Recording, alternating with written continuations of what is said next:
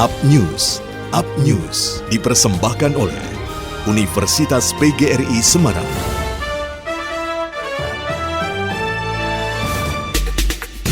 Gubernur Jawa Tengah Ganjar Pranowo meminta semua pihak memastikan bantuan sosial untuk masyarakat segera disalurkan, menyusul keputusan pemerintah untuk memperpanjang PPKM darurat hingga tanggal 25 nanti. Ganjar menjelaskan bahwa bantuan sosial tersebut bukan hanya bersumber dari APBN maupun APBD, namun bantuan dari sumber lain juga harus disalurkan, seperti dari CSR, Basnas, dan juga donasi-donasi lainnya. Dan terkait dengan perpanjangan PPKM darurat, Ganjar mengatakan sudah ada petunjuk dari pusat bahwa pelaksanaan saat ini menggunakan leveling mulai 3 hingga 4. Menurutnya, ketentuannya tidak jauh berbeda, hanya mungkin dari sisi waktu yang kemarin buka hanya sampai jam 8 malam, saat ini bisa sampai jam 9 malam. Dan pada pelaksanaannya, pemerintah daerah diberikan keleluasaan untuk mengatur. Meski tidak semua daerah di Jawa Tengah masuk ke dalam level 4, namun Ganjar meminta semua daerah melakukan kebijakan yang sama, siaga layaknya kondisi level 4. Dia juga menjelaskan pemetaan level memang tidak sama dengan pemetaan zona, namun data yang dipakai hampir sama. Dan terlepas dari itu, metode penilaiannya, Ganjar mengatakan hal ini tidak perlu diperdebatkan karena semua daerah di wilayah Jawa Tengah kebijakannya sama.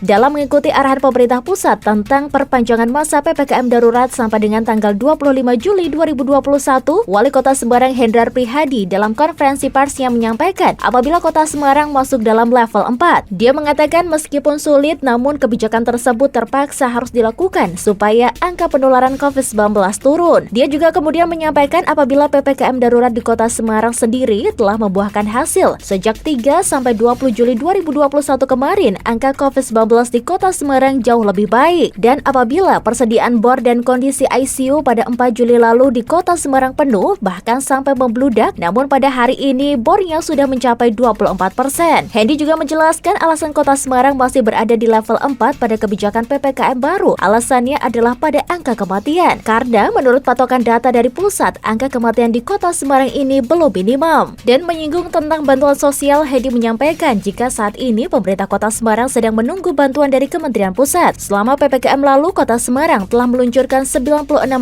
paket bantuan sosial berupa sembako. Meski demikian, Hendy juga memiliki kabar bahwa PT Pos Semarang akan mencairkan bantuan sosial untuk 113.000 KK. Dan Kementerian Sosial menargetkan pada minggu kedua bulan Agustus, semua bantuan sosial tunai harus telah terdistribusi.